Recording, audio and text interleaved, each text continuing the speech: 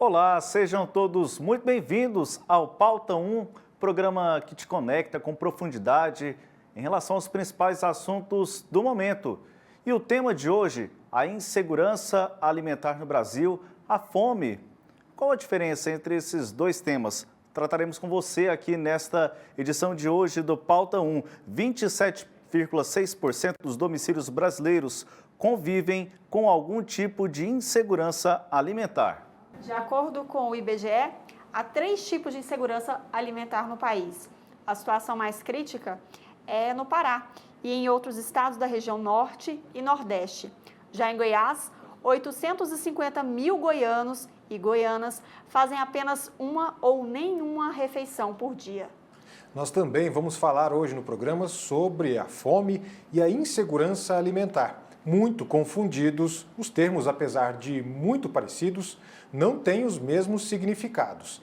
Nós também vamos abordar quais as políticas públicas que podem combater essas duas questões.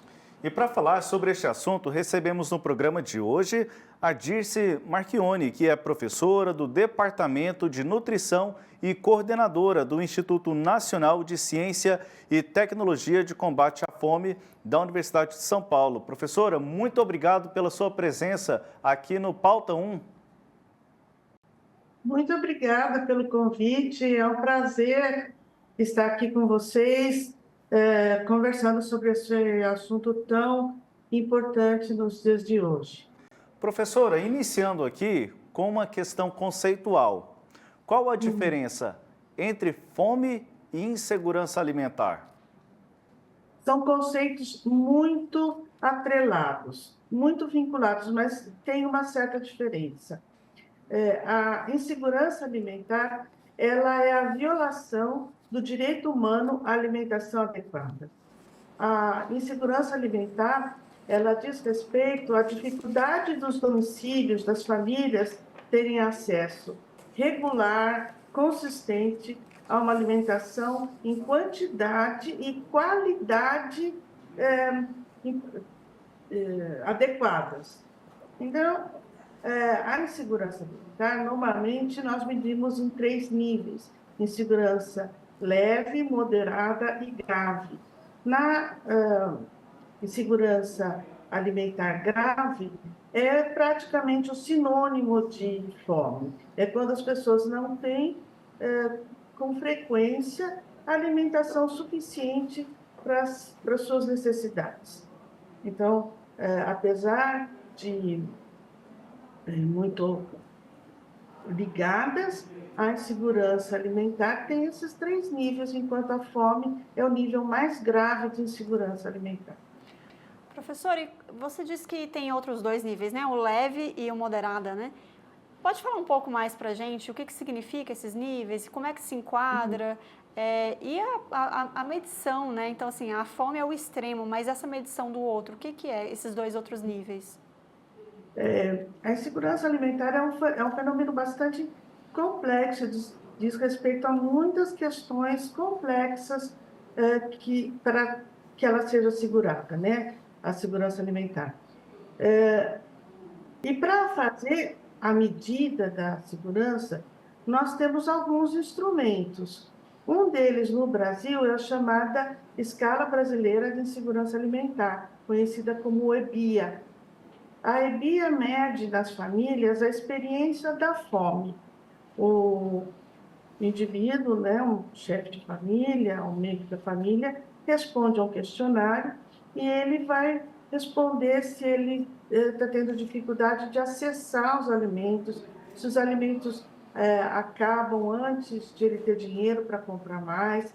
São 14 perguntas e aí a classificação dos níveis de segurança é pelo número de perguntas que ele responde afirmativamente.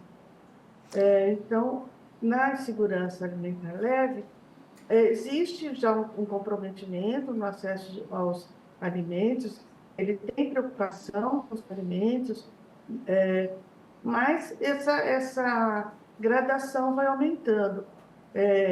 No moderada e grave, nós temos já falta de alimentos de uma forma bastante consistente. E no grave, já não há alimentação para crianças. Então, além de adultos, as crianças do domicílio ficaram sem acesso a uma alimentação regular. Professor, uma questão importante é que os níveis, né, de privação de alimentos estão presentes em 21 milhões de residências no país. Dessas, 14 milhões são leve, mais de 4 milhões são moderada e mais de 3 milhões são grave. A maior proporção da fome nessas questões está na zona rural. Por que existe essa proporção? Por qual motivo? Parece um paradoxo, né? Nós esperaríamos que quem está no meio rural teria acesso mais facilitado à alimentação, mas não é o que ocorre.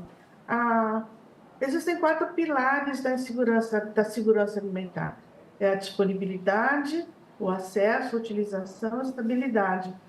E nem sempre as pessoas do ambiente rural têm acesso à alimentação, seja porque não detêm os meios de produção de alimentos, não possuem terra, ou mesmo pela dificuldade de acessar os alimentos que, incrivelmente, hoje estão nas cidades. Apesar do campo produzir alimento que são consumidos na cidade, também os habitantes da cidade dependem de alguns alimentos que são comercializados na cidade para compor toda a sua cesta. Por exemplo, óleo, né? Arroz, não é tudo que as pessoas plantam para o consumo. Então, tem essa dependência. Tem sido um dos aspectos estudados, inclusive, pela FAO, que é a Organização Mundial para a Agricultura e Alimentação. Professor, ainda quero permanecer ainda nesse item. De certa forma, também a questão está ligada a razões de ordem econômica mesmo, o interesse por produzir determinada cultura em detrimento de outra, e aí, com isso, itens que poderiam ser de uma necessidade mais básica não chegam, não atendem a realmente as pessoas que precisam, justamente uma lógica econômica em detrimento de uma lógica social? Sim, a questão da fome, a questão da segurança alimentar está fortemente ligada a questões econômicas, às questões de acesso à renda das famílias. Nós temos que lembrar que o Brasil é um país extremamente desigual, com uma distribuição de renda muito ruim. E então, muitas vezes as pessoas faltam realmente recursos para a aquisição de alimentos. Também falta a disponibilidade. É muito frequente que nas regiões mais pobres, mais vulnerabilizadas, nós não tenhamos feiras livres ou comércio de alimentos de qualidade. Então, nós temos também o que se chama desertos alimentares, e esses desertos estão, em geral, em áreas mais pobres e com esses indicadores maiores de vulnerabilidade. Ou seja, as pessoas têm que ter acesso à alimentação, mas também uma alimentação de qualidade, que vá produzir saúde. Então, quando nós falamos em segurança alimentar, essa falta de acesso a uma alimentação de qualidade, a comida de verdade, em qualidade e quantidade suficientes. Então, sim, está na raiz do problema a questão de renda, a questão de melhor acesso, né? Estruturas que se tenham para favorecer essa disponibilidade e esse acesso. Professora, a forma de organização capitalista do país, em que a gente está no estado aqui em Goiás, a gente está no estado agro, né? Se a gente vai para o interior aí, a gente vê plantações e plantações de soja, de milho, enfim, de alimento, né? E esse alimento a gente sabe que não fica aqui. Isso influencia, isso é também um fator para que essa insegurança ela esteja aí e a fome de fato bata na casa de grande parte da população brasileira. Não seria uma forma de reestruturação, uma possibilidade, uma reestruturação dessa forma de fazer dinheiro no país? você traz uma questão fundamental, né? A raiz do problema está nos sistemas alimentares contemporâneos, onde houve uma opção por uma produção quase industrial de alimentos, com grandes áreas sendo destinada à monocultura.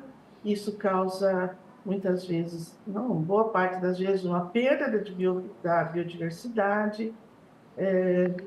Então, essa opção pela produção de commodities, muitas vezes para exportação, com certeza está vinculada a essas questões de acesso à alimentação adequada, né? Nós precisamos da produção de alimentos que sejam saudáveis, que sejam sustentáveis e que vão alimentar a nossa população.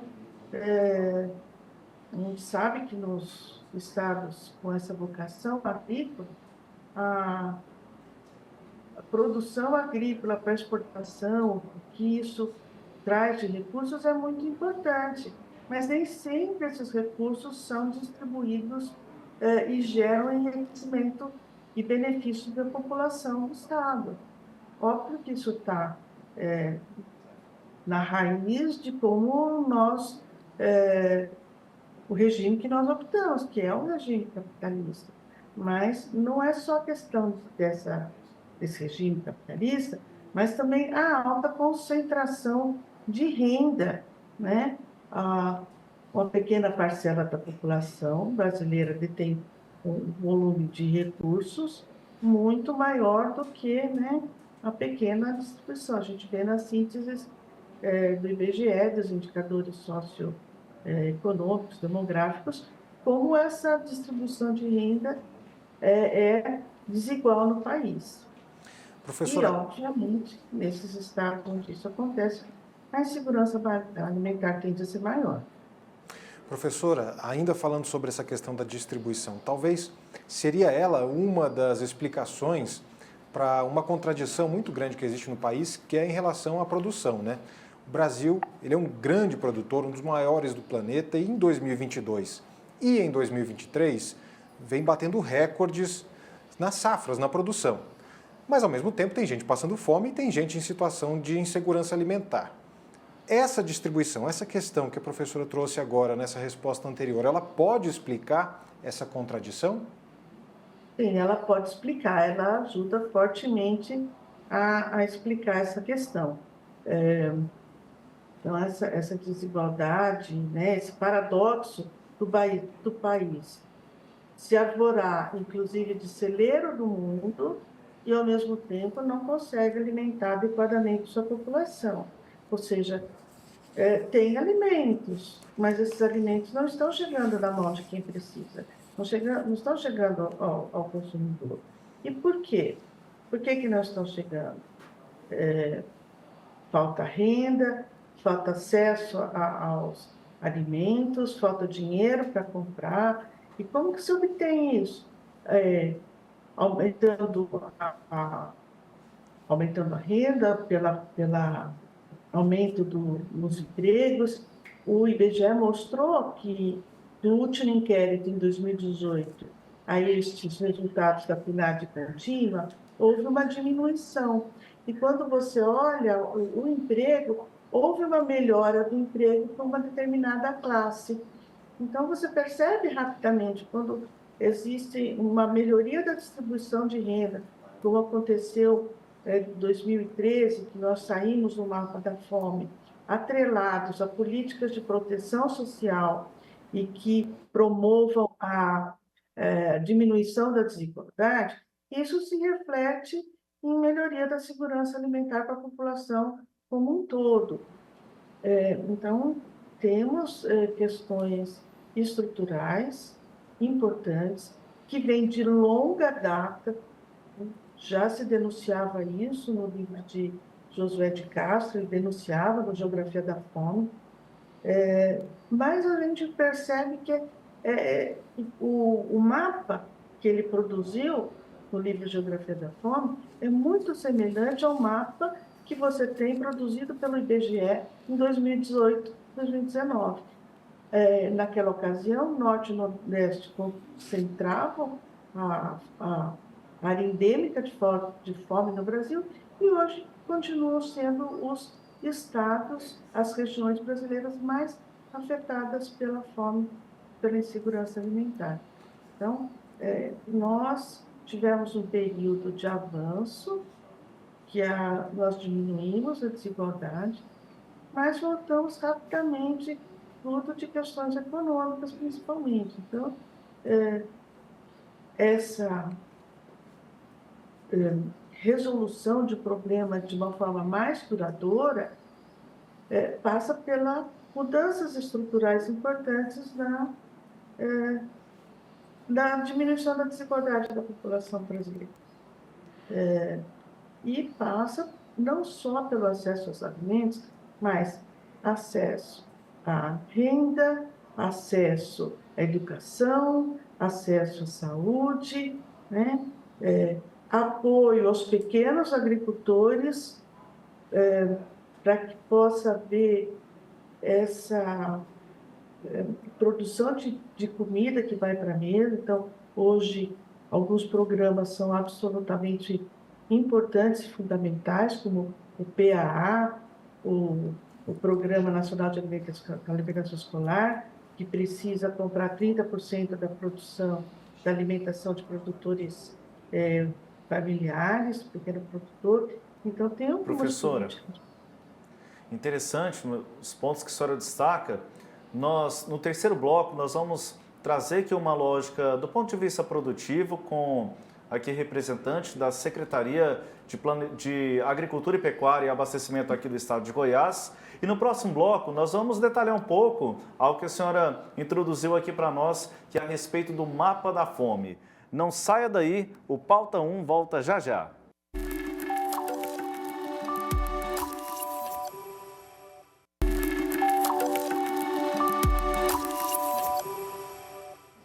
Nós já estamos de volta com o Pauta 1 desta semana. Estamos falando sobre fome e insegurança alimentar aqui no Brasil. Pois é, professora, no bloco passado a gente estava falando sobre a forma de produção no país, né, principalmente nos estados agros, que produzem commodities para exportação. Queria retomar um pouco historicamente essa construção de como a gente tem essa cultura hoje, né, no país, principalmente aqui no Centro-Oeste, de que as pessoas pensavam, produziam nos seus lares, né? Quando a gente falava em população rural, né? As pessoas moravam na zona rural e produziam o seu próprio alimento. Essa forma de mudança de hábitos de vida, de distribuição da população da zona rural, que deixa a zona rural e vai para a zona urbana, também tem a ver com essa situação que a gente vive hoje, em que as pessoas não têm a possibilidade de produzirem o seu próprio alimento? É uma situação bastante complexa, né? Isso tem raízes numa opção pela produção de alimentos de uma forma concentrada, que se convencionou chamar de Revolução Verde. Ou seja, dos milhares de alimentos que as pessoas podem consumir, a população mundial hoje concentra sua alimentação em 15 alimentos. 3 alimentos, trigo, milho e arroz, alimentam a maior parte da população. Ou seja, houve um pensamento na década de 50 que, se fosse concentrado a produção com alta mecanização, com monocultura, com uso intensivo de produtos defensivos, nós conseguiríamos alimentar a população mundial que vinha crescendo. O que se deu, na verdade, hoje, né, que se tem de impacto, é que isso não trouxe segurança alimentar para a população do planeta e nem do Brasil. Por quê? Porque nós temos hoje, continuamos com um grande contingente de pessoas no mundo e no Brasil, passando fome, insegurança alimentar, e ao mesmo tempo temos um problema seríssimo de sobrepeso e obesidade, que vem crescendo no mundo todo, inclusive no Brasil, o que se convenciona chamar de dupla carga de doença, porque nós temos as duas questões simultaneamente, às vezes na mesma família, sobrepeso, obesidade e deficiência de nutrientes, anemia, por exemplo.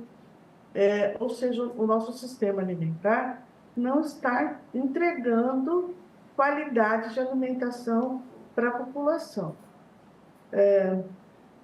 Então, se fala também a grande transformação necessária dos sistemas alimentares.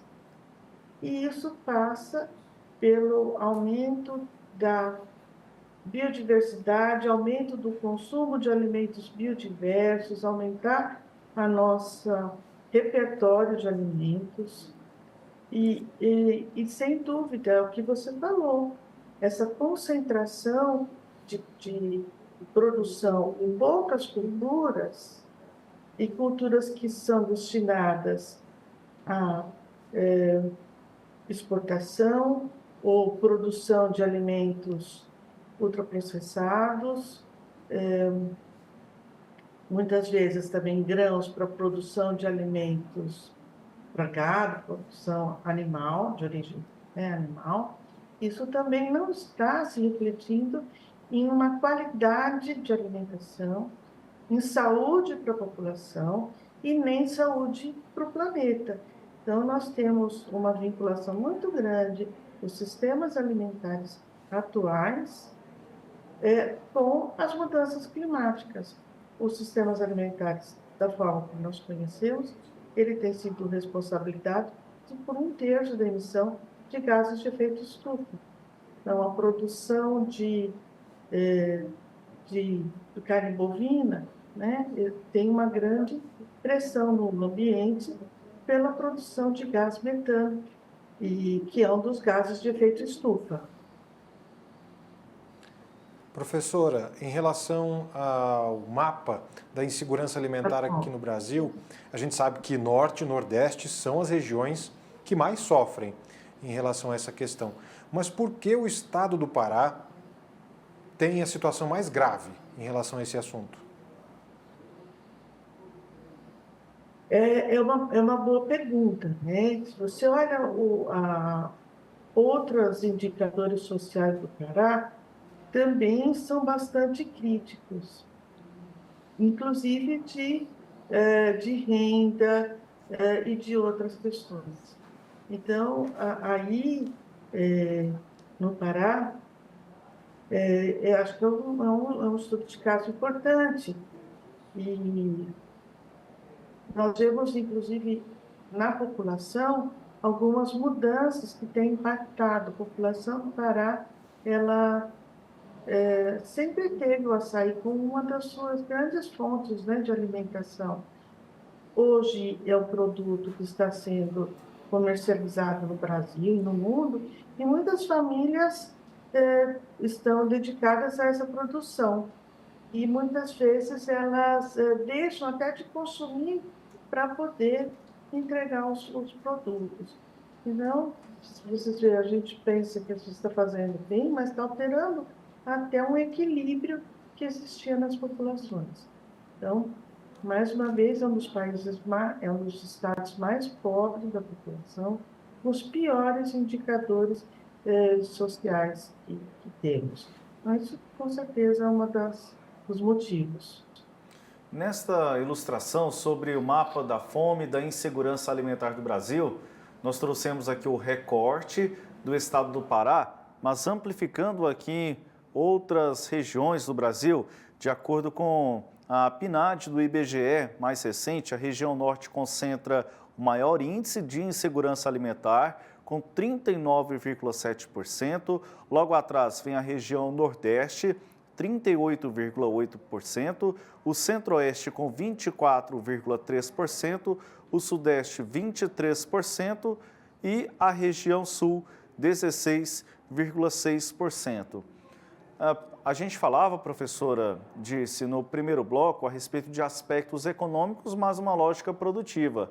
Quando a gente analisa esse mapa da fome e da insegurança alimentar, baseado nessa estratificação geográfica, a gente também pode observar, claro, mas com a outra ótica, também uma lógica econômica que está em um pé de desigualdade com uma lógica social, e isso acaba se refletindo nesse triste mapa da insegurança alimentar e da fome?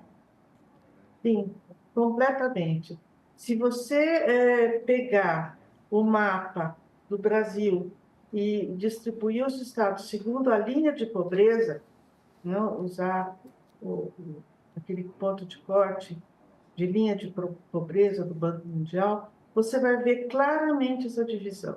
Coincide absolutamente com os estados onde é maior a insegurança alimentar.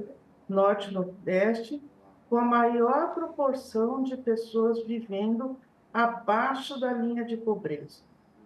É muito clara a divisão do Brasil, praticamente em dois Brasileiros.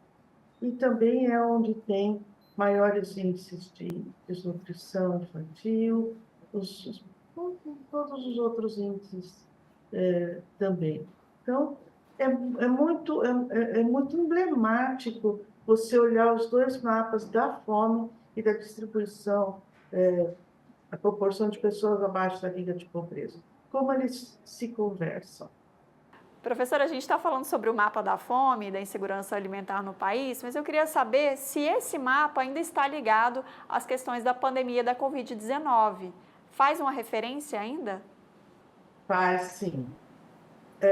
Apesar de que esse mapa ele não muda muito nas suas proporções desde José de Castro, década de 50. A distribuição é sempre muito ruim. No entanto, o que já era ruim, 2017, 2018, antes da pandemia, nós já havíamos voltado para o mapa da fome da ONU. Nós já tínhamos problemas, 5% da população passando fome. Durante a pandemia, isso se agravou enormemente. Nós tivemos um apagão de dados oficiais. Mais uma rede de pesquisadores, a Rede Pensão, ela conseguiu se mobilizar e produzir dados. Então, ela fez 2 inquéritos durante o período da pandemia. E é impressionante ver a rapidez da deterioração da situação alimentar no país, que é quem produziu aquele famoso, infame número de 33 milhões de pessoas passando fome. A metodologia que a Rede Pensão fez é a mesma que os inquéritos anteriores oficiais fizeram. Então, permite a comparabilidade dos dados e permite comparar também com esse inquérito da PNAD contínua, que foi recém-divulgado, que vocês nos trouxeram os números. Então, esse novo dado, ele traz uma boa notícia, que parece estar havendo uma recuperação na situação, inclusive na situação de emprego, então isso se refletindo. Estudos, eles mostram como os programas sociais, como o Bolsa Família, são importantes na formação de renda e como isso ajuda no combate à fome. Então, você tem determinados locais do país, determinadas regiões, que quase 50% da renda das famílias é formada pela renda advinda dos programas sociais. E isso tem tido, os estudos mostram o impacto, programas de distribuição de renda, esses programas de políticas públicas de promoção da segurança alimentar têm sido muito importantes nessa retomada. Isso eu tenho muita convicção, muita certeza. Professora, eu queria chamar a atenção para outra questão. Por que no Brasil as mulheres são as que mais sofrem com a fome ou até pela falta de alimentos nas suas casas? Por que esse grupo é mais afetado? é uma triste realidade, né? A fome se concentra mais nas famílias onde as mulheres são chefes e que têm crianças menores de idade. Também os dados mostram que, apesar do grande número de famílias chefiadas por mulheres, elas têm menor renda do que famílias chefiadas por homens.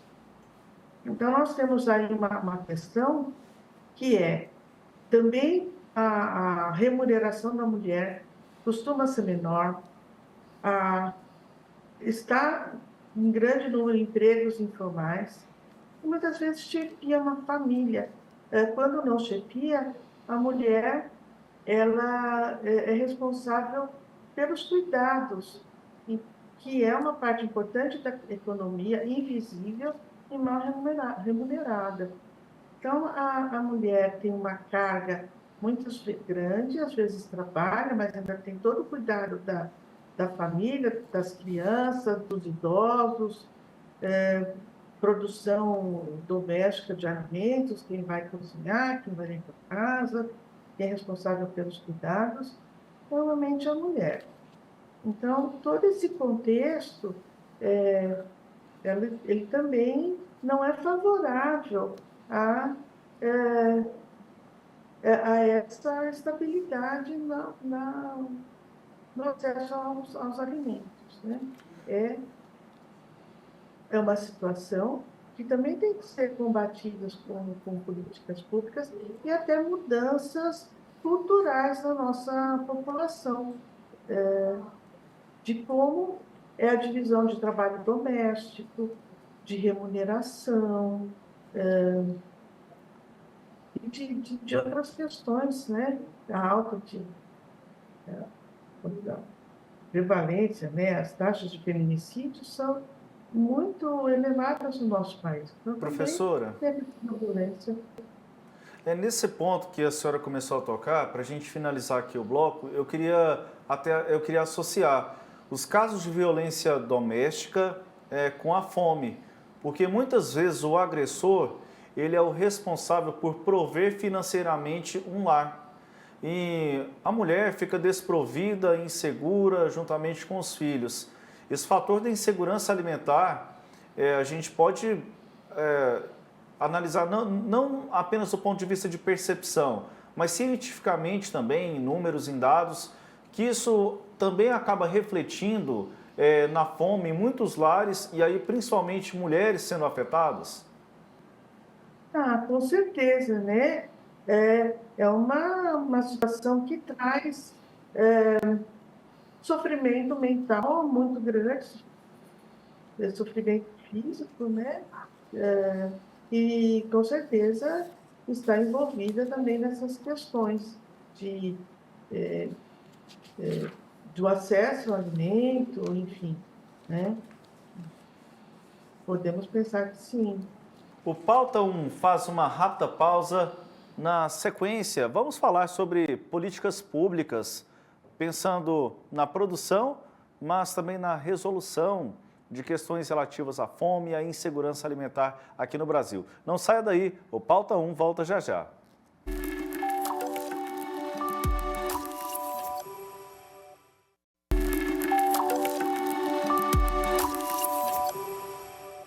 Já estamos de volta com o Pauta 1, o tema deste programa, a fome e a insegurança alimentar no Brasil. Nós, neste programa, estamos com a professora Dirce Marchione, do Departamento de Nutrição e coordenadora do Instituto Nacional de Ciência e Tecnologia de Combate à Fome, da Universidade de São Paulo, integra a Faculdade de Saúde Pública da Universidade de São Paulo.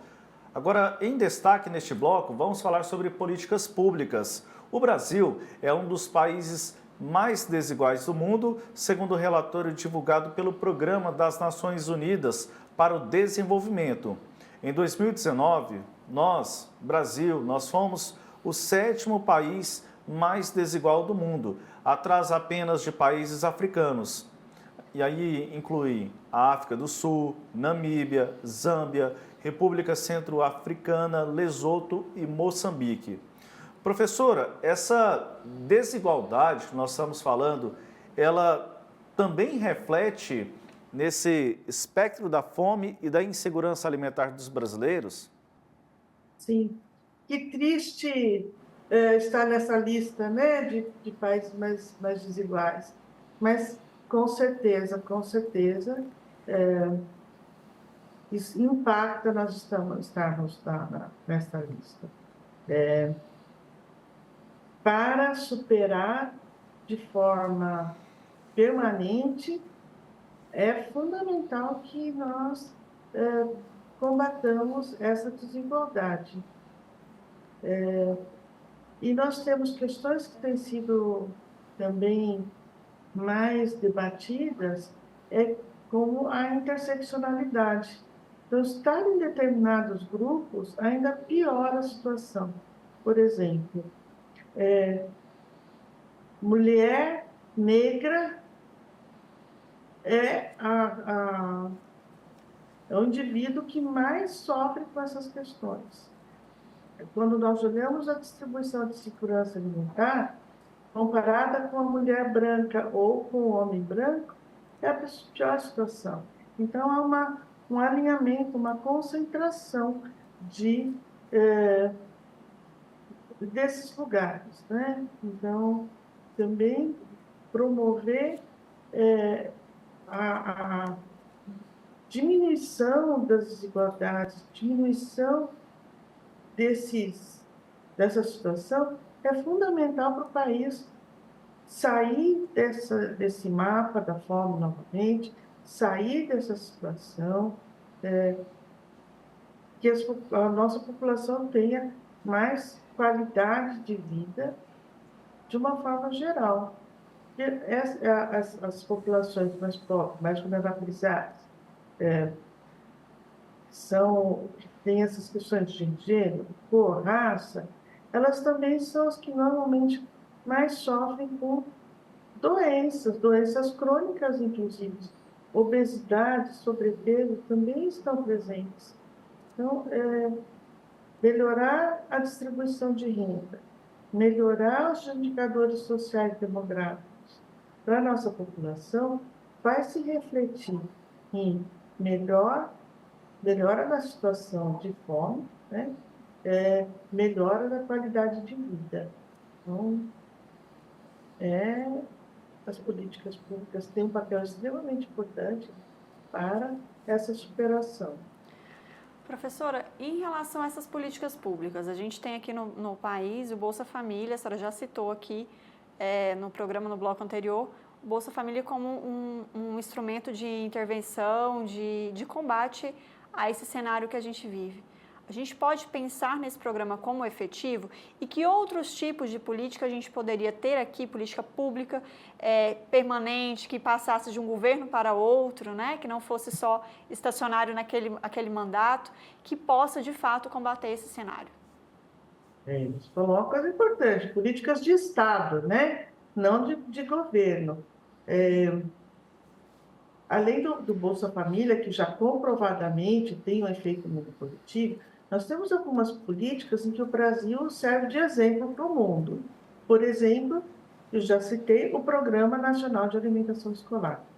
É um programa universal, você está matriculado na escola pública, você vai receber alimentação. Muitos países cobram para ter alimentação, alguns fazem uma distinção entre a renda do aluno e vai receber ou não gratuitamente, ou pagar menos, mas o Brasil é universal, todas as crianças têm acesso, crianças e adolescentes que estão nas escolas públicas têm acesso a essa alimentação, e é uma alimentação de qualidade, busca-se ter uma série de determinantes que dizem o que pode e o que não pode ser comprado na alimentação escolar.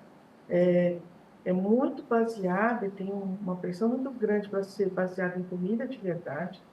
E ela está atrelada a uma outra política, acaba sendo atrelada, que é a compra de alimentos da agricultura familiar.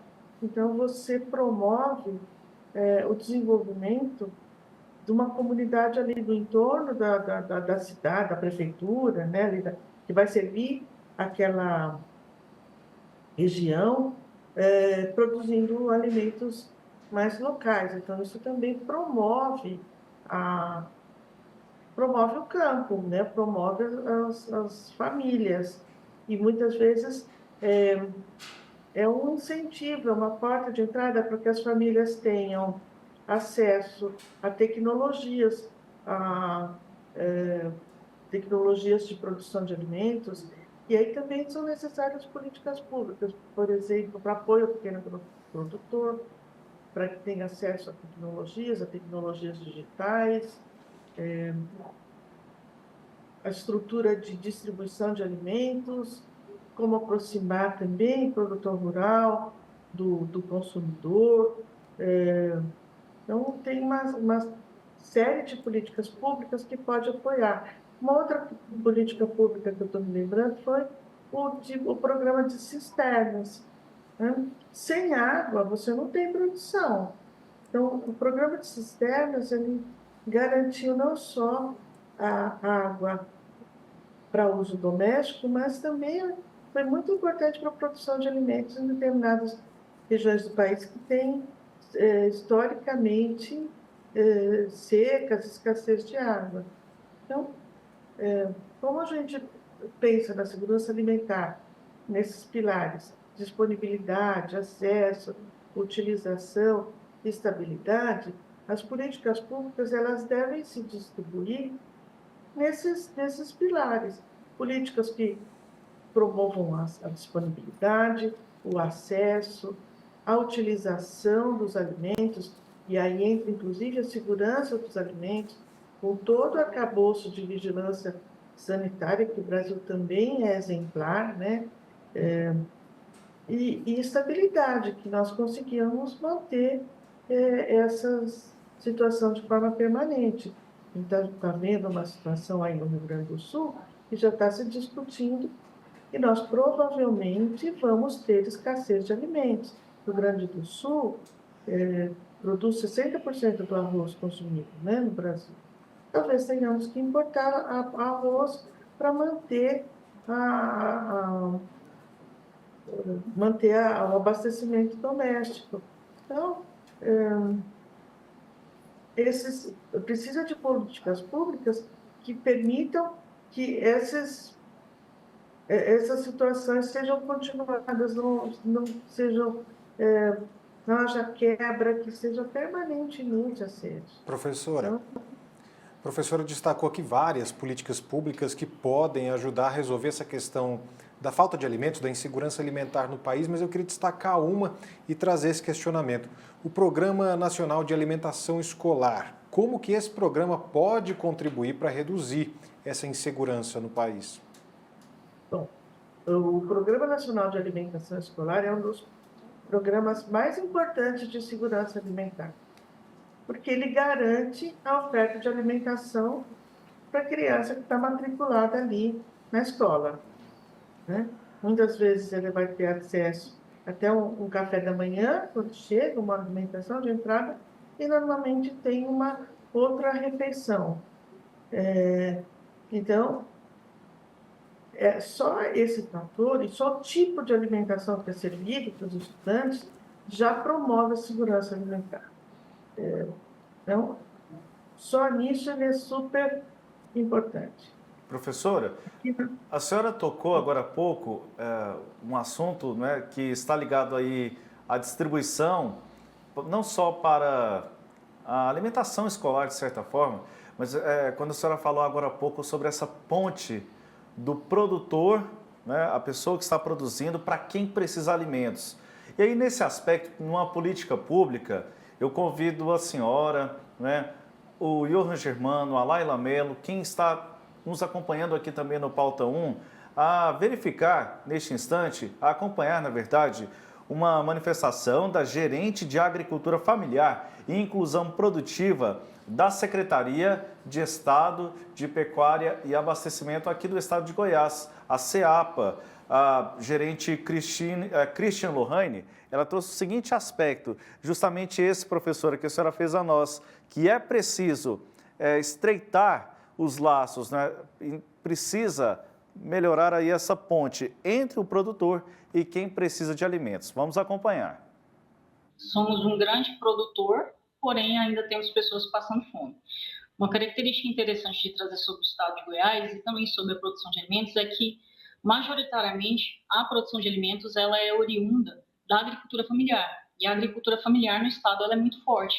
Só que a gente tem essa lacuna de quem precisa do alimento e quem está produzindo. E uma das principais dificuldades do agricultor familiar é fazer a comercialização da sua produção. Então, a gente tem o produtor, tem o produto, temos o alimento, mas a gente não consegue fazer essa ponte entre quem produz e quem precisa. E uma dificuldade também é quanto ao acesso à tecnologia. O pequeno agricultor ele tem uma dificuldade de ter acesso às tecnologias de uma forma geral. Então, até mesmo a parte de comercialização e a parte de transporte é uma etapa que demanda recursos financeiros, que demanda investimento e demanda infraestrutura do local onde ele está. E muitas vezes esse agricultor vai ter uma certa dificuldade de fazer o transporte adequado dos alimentos. Às vezes ele consegue fazer o transporte, mas de uma forma inadequada. Às vezes os alimentos vão expostos, diminui a qualidade desse alimento durante o transporte, tem muita perecibilidade a maioria dos alimentos. Então, a hora que esse alimento ele chega lá, ele vai perder uma certa receita, porque ele vai estar com um alimento com uma qualidade um pouco inferior, ou porque ele também perdeu o alimento durante o transporte por um armazenamento inadequado. Às vezes é necessário um caminhão refrigerado, por exemplo, que ele não tem acesso, e aí a gente entra em várias políticas públicas e algumas organizações sociais da parte da agricultura familiar que facilita esse trabalho dentro dos agricultores familiares e dos pequenos produtores. E a Christian Lohane, gerente da CEAPA, também afirma que uma das políticas executadas dentro da secretaria, em conjunto com os produtores rurais, é a aquisição do excedente de produção. Um dos principais programas que a gente roda hoje no estado, que é o Programa de Aquisição de Alimentos, que é o PA, ele tem esse foco em comprar do pequeno agricultor o excedente de produção, ou seja, aquele produto que ele talvez não conseguiria entregar, o excedente que ele não consegue estar dando saída nos mercados que ele tem acesso, o PA faz essa compra e distribui diretamente para o público em vulnerabilidade. Então, o Programa de Aquisição de Alimentos, além de beneficiar o produtor, ele dando uma renda extra para o produtor, ele evita o desperdício desse alimento e ainda beneficia a pessoa em vulnerabilidade lá na outra ponta. Professora, quis relacionar esse último ponto, o excedente de produção, com o que a senhora falava sobre a alimentação escolar. Acho que são políticas públicas que estão muito ligadas, não é, professora? O que ela trouxe está muito alinhado com o que eu estava comentando, né? Muito relacionado. E nós temos a questão da tecnologia, né? Aqui na universidade tem alguns professores que desenvolveram um aplicativo que faz justamente essa conexão do produtor com quem quer consumir. Então, por meio do aplicativo, eles facilitam a aquisição pelo consumidor e a entrega é feita num galpão que está na cidade. Então, também você vê intermediado pela tecnologia que pode ajudar, mas o produtor ele precisa minimamente também ter apoio para se desenvolver para o uso dessas tecnologias. Precisa ter quem desenvolva, né? Esses circuitos curtos de aproximação de quem precisa, de quem tem o produto para vender. Então, hoje, na cidade, isso é muito comum para intermediar as nossas compras, né? Às vezes, você tem essa facilidade. Então, já tem iniciativas que fazem essas conexões também com o campo. E esse é um espaço importante. Feiras de produtores, né? Que diminuem essas etapas de intermediários na produção, para escoamento dessa produção. E ela falou uma coisa importante que eu quero te comentar, como isso é transportado. como isso é acolher, onde vai ser armazenado, até levar para o seu consumidor, como está essa estrada para se levar, como esse transporte, né? Não, há inúmeras possibilidades de apoio aos agricultores, aos consumidores, que dependem de políticas públicas. Isso é seguro, né? Um papel muito grande, tanto no nível local, como no nível mais estadual, federal, vários níveis que podem ser dados de apoio a essa promoção de políticas, de programas que facilitem a disponibilidade e o acesso dos alimentos. Professora Dirce, muito obrigado pela entrevista ao programa Pauta 1. Agradeço a senhora pela disponibilidade. Até uma próxima oportunidade com a gente. Eu que agradeço, um prazer estar com vocês para trocar ideias sobre esse assunto. E está à disposição. Uma boa tarde a todos. Agradecemos aqui novamente, professora Dirce Marchione, da Faculdade de Saúde Pública da Universidade de São Paulo. E deixo aqui o convite, você quer sugerir uma pauta para debatermos aqui no programa? Você pode acessar nossas redes sociais, vai lá no Instagram, por exemplo, lá no nosso Sistema Sagres _, deixe lá sua mensagem e aí você sugere a pauta para a gente debater contigo aqui no Sistema Sagres. O Pauta 1 fica por aqui, até a próxima edição.